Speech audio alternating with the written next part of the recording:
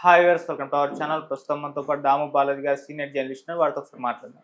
Sir నమస్కారం sir. నమస్తే. Sir Raj Tarun, Lavanya, Mastan Sai వీళ్ళ గొడవలో ఇప్పుడు హీరో నిఖిల్ని ఇన్వాల్వ్ చేశారు సార్. వాళ్ళే అంటే హీరో నిఖిల్ కు సంబంధించిన చాలా వీడియోలు మస్తాన్ సాయి దగ్గర ఉన్నాయని చెప్పేసి లావణ్య ఆరోపణలు చేయడం, అది ఒక్కసారిగా మొత్తం నిఖిల్ మీద ఫోకస్ రావడం చూస్తున్నాం. ఆయన బయటకు వచ్చేసి ఆ వీడియోలు నాయి కావు, అవి వేరే వీడియోలు, వీళ్ళు అనవసరంగా ఆరోపణలు చేస్తున్నా చెప్పుకోవాల్సిన పరిస్థితి వస్తుంది. మరి దీనిపైన మీ ఒపీనియన్ సార్, మీరే విధంగా చూస్తారు? ఇది వెరీ కాంప్లెక్స్ ఇష్యూ. నేను ఇంతకుముందు కూడా చెప్పాను. యాక్చువల్గా ఈ అమ్మాయి లావణ్య, ఈ రాజ్ తరుణ్ నన్ను మోసం చేశాడు, 7 ఏళ్ళు నాతో కలిసి కాపురం చేశాడు, తర్వాత వదిలేశాడు అనేది ప్రధానమైన డిమాండ్.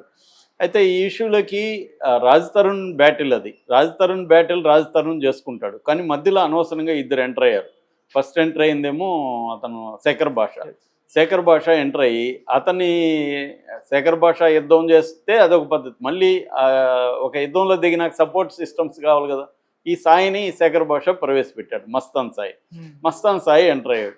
దాంతో ఈ అమ్మాయి ఏం చేసింది, రాజ్ తరుణ్ కంటే కూడా వీళ్ళే మెయిన్ ఎనిమీస్ లాగా ఈ అమ్మాయికి డిక్లేర్ చేసుకుంది. ఈ అమ్మాయికి కొంత ఎనర్జీస్ చాలా స్ట్రాంగ్ ఉన్నాయి. అమ్మాయికి సర్కిల్ ఉంది, ఇటు పోలీసుల్లో అమ్మాయికి సర్కిల్ ఉంది, కారణాలు ఏదన్నా, ఇటు మీడియాలో కూడా అమ్మాయికి సర్కిల్ ఉంది.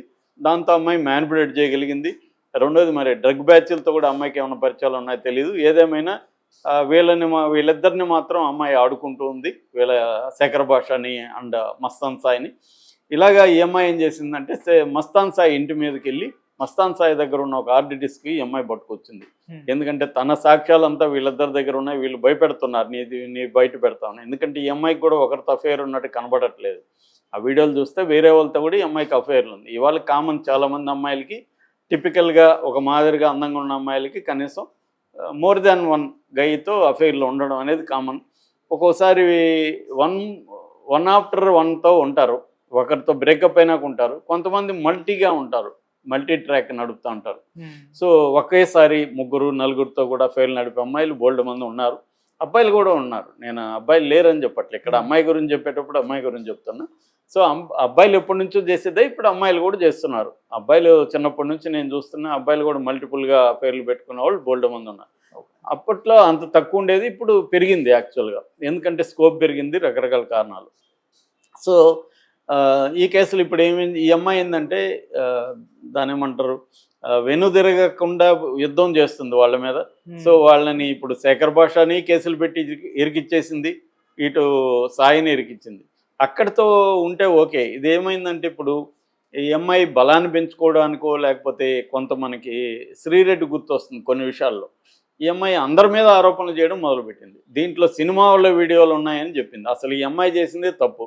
నువ్వు వెళ్ళి ఒక ప్రైవేట్ ప్రాపర్టీలోకి వెళ్ళి అతని పర్సనల్ హార్డ్ డిస్క్, అతనేమన్నా పబ్లిక్ దీంట్లో పెట్టాడా, అతని హార్డ్ డిస్క్లో ఏమున్నాయనేది నన్ ఆఫ్ హర్ బిజినెస్.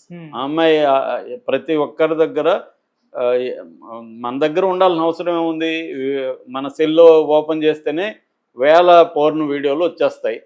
నీ దగ్గర సెల్ ఉందంటే నీ దగ్గర పోర్న్ వీడియోలు ఉన్నట్టే లెక్క.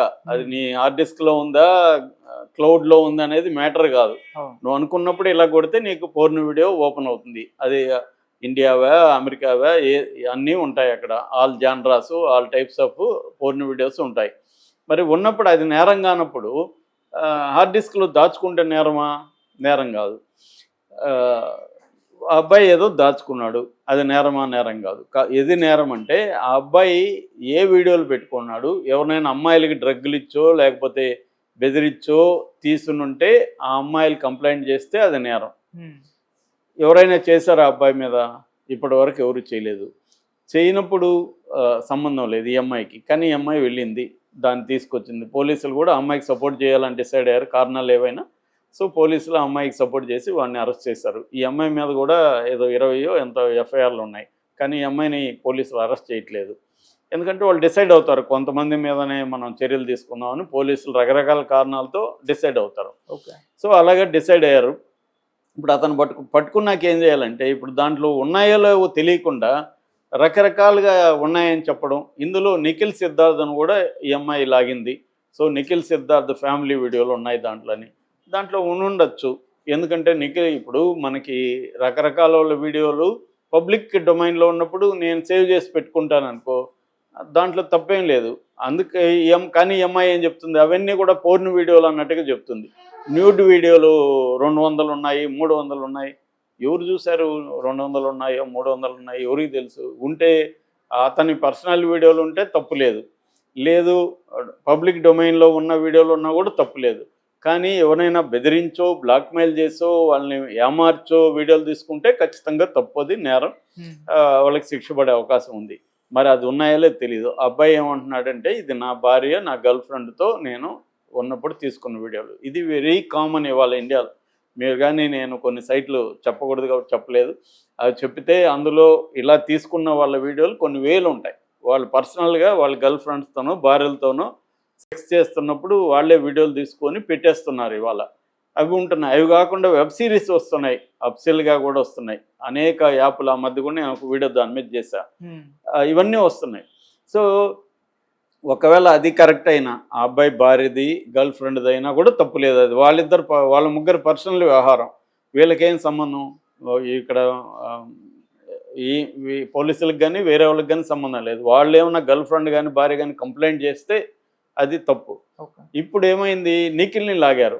నిఖిల్ వచ్చి దానికి సమాధానం ఇచ్చాడు. బాబు అది దాంట్లో ఏమి న్యూడ్ లేదు, ఏమి లేదు. మేము మా కార్తికేయ 2 తర్వాత ఒక డిన్నర్ పార్టీ ఇచ్చాము. ఆ డిన్నర్ పార్టీలో మా ఫ్యామిలీ వీడియోస్ అవని చెప్పారు. ఫ్యామిలీ వీడియోస్ని ఇలా బయట పెట్టడం రాంగ్. నిజానికి ఏమై మీద నిఖిల్ కేసు పెట్టాలా. నా ఫ్యామిలీ వీడియోస్ని ఏమై బయట పెట్టింది, దీన్ని బూత్ వీడియోలు అన్నట్టుగా ప్రచారం చేస్తుందని. కానీ అతను ఎందుకులే గొడవ అన్నట్టుగా అతను మళ్ళీ నన్నులాగేమో చేస్తుందేమో డ్రగ్స్ గిక్స్ అని అతను సైలెంట్గా అయిపోయి ఓన్లీ ఖండించి ఊరుకున్నాడు. ఇంత తప్ప ఏం లేదు దీంట్లో. ఇది అంటే పోలీస్ కేసు ఏమన్నా చేయాలి. ఇతను ఏమన్నా డ్రగ్స్ వాడుంటే కూడా నిజానికి పెద్ద నేరం కాదు. ఎందుకంటే ఇండియాలో డ్రగ్ వాడే అతను ఏమన్నా విపరీతంగా ఎక్కువ క్వాంటిటీని బట్టి కూడా మన చట్టం NDPSలో నార్కోటిక్ డ్రగ్ యాక్ట్లో క్వాంటిటీని బట్టి కూడా శిక్షలు ఉంటాయన్నమాట. డ్రగ్ పెడ్లర్ అనేది నేరం. డ్రగ్ తీసుకునే వాళ్ళని యాక్చువల్గా విక్టిమ్స్గా పరిగణించమంటారు. వాళ్ళకి కౌన్సిలింగ్లు, మెడికల్ హెల్ప్ ఇవి ఇప్పించాలి తప్ప, ఒకవేళ హ్యాబిచ్యుయేటెడ్గా ఎక్కువ తీసుకొని ఇదేతో ఎవరికన్నా డిస్ట్రిబ్యూట్ చేసి అవి ఉంటే అతను నేరస్తుడు. మరి ఇతను అవన్నీ చేస్తుంటే ఇతను నేరస్తుడు. అది తేలాల్సి ఉంది. ఈ లోపల మనం మోరల్ జడ్జిమెంట్స్ అయితే ఇవ్వలేము. ఇక్కడ డ్రగ్గులు కొన్ని దేశాల్లో డ్రగ్ తీసుకోవడం కరెక్టే. అసలు చాలా డిమాండ్లు కూడా ఉన్నాయి గాంజాని లీగలైజ్ చేయమని. ఎందుకంటే ఆ మధ్య మేము థాయిలాండ్ పోయినా ఎక్కడ చూసినా అమ్ముతున్నారు గాంజా. అక్కడ తీసుకొని నేను ఇక్కడికి వచ్చాను అనుకో, ఇక్కడ పట్టుబడ్డాను అనుకో, నా లోపల గాంజా ఉంటుంది కాబట్టి నువ్వు నేరస్తుడు అంటే ఎలాగా? మరి ఆ దేశంలో ఎందుకు పెట్టారు? ఆ దేశానికి పోకూడదని నువ్వు నాకు చెప్పాలి కదా, తీసుకోవద్దని. కాబట్టి ఎక్కడ తీసుకున్నాడు ఇవన్నీ కూడా వస్తాయన్నమాట. అంత ఈజీ కాదు. కాకపోతే ఏంటంటే మన దేశంలో ప్రాసెస్ ఈజ్ పనిష్మెంట్. ఇవన్నీ తేలేది ఎప్పుడు కోర్టులో కదా తేలాలి. ఈ లోపల మస్తాన్ సాయిని లోపల పెట్టేశారు. శేఖర్ భాష మీద 2-3 కేసులు పెట్టారు. ఇంకెవరో ఒక అమ్మాయి కూడా రంగంలో దిగింది. ఆ అమ్మాయి ఎవరు, స్రష్ట వర్మ కూడా శేఖర్ భాష మీద కేసు పెట్టింది.